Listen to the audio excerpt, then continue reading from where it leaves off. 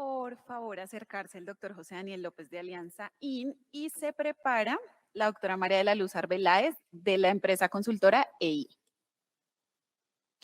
Bueno, muy buenas tardes. Un saludo especial a la vicepresidenta de la Cámara de Representantes, doctora Olga Lucía Velázquez, a la representante María del Mar Pizarro, a todos los congresistas y a los presentes.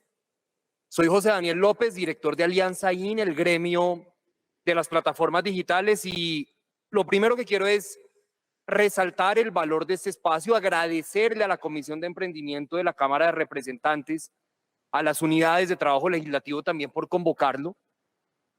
Y empezaría por decir que justamente es el diálogo lo que más necesita esta reforma laboral. Desde Alianza IN lo hemos dicho desde el inicio, nosotros no nos oponemos a la reforma laboral.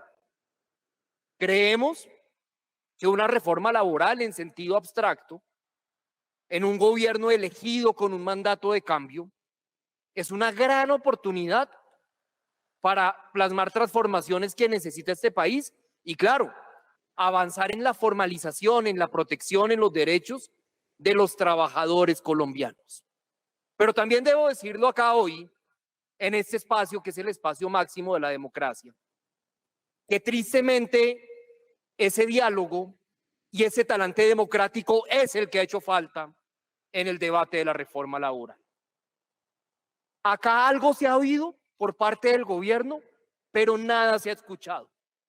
Nosotros venimos desde el mes de octubre del año pasado, interlocutando con el gobierno, buscando la forma de llegar a acuerdos para proteger, para formalizar a los más de 120.000 repartidores que hay en este país, y nos hemos encontrado con una pared.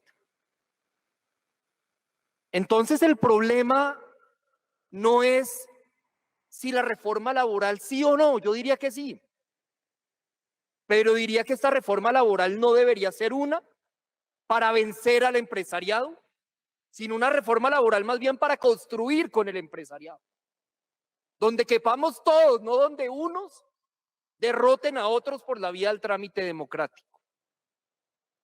También debo decir que acá el debate, aterrizado en las plataformas de reparto, no es un debate entre la protección de los repartidores o la desprotección. La ministra del Trabajo y yo estamos de acuerdo en algo, y es que tenemos que lograr avanzar en su formalización. Claro que sí. Pero la discusión es en el cómo.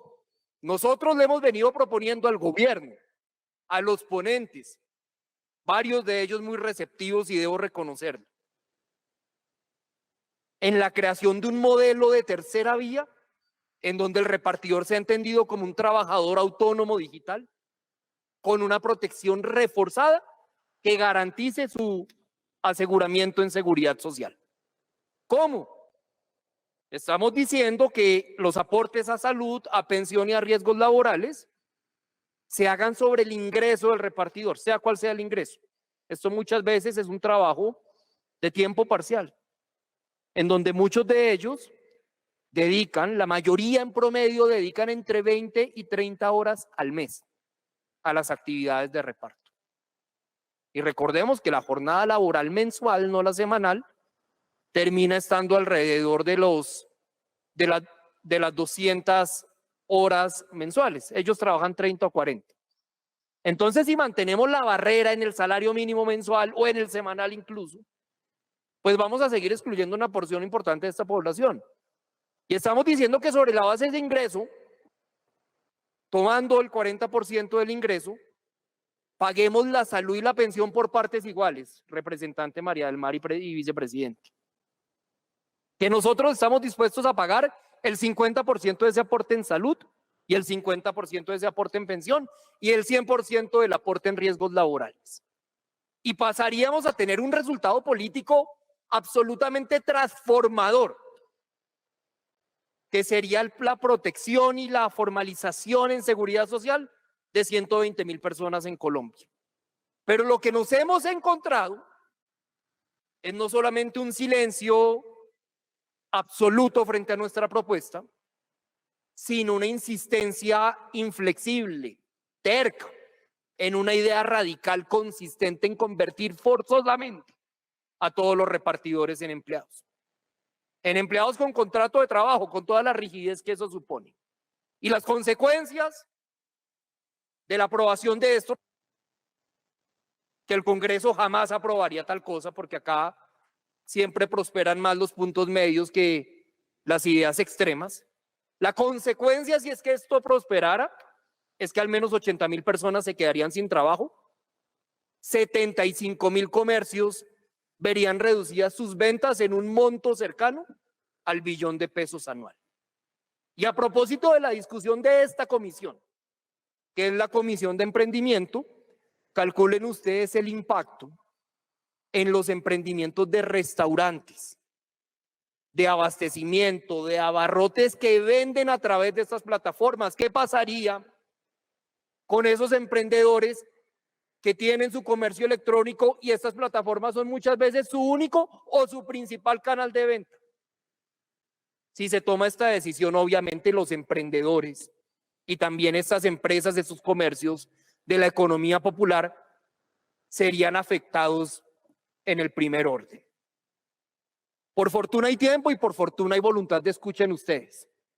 Y creo que la responsabilidad que tiene la Cámara de Representantes en esta reforma laboral es enorme. Esto no puede seguir en una dualidad en donde hay una reforma laboral extremista construida sin diálogo, y en eso quiero ser enfático, o tal vez con diálogo pero con nula concertación y pensada solamente para un lado de la moneda.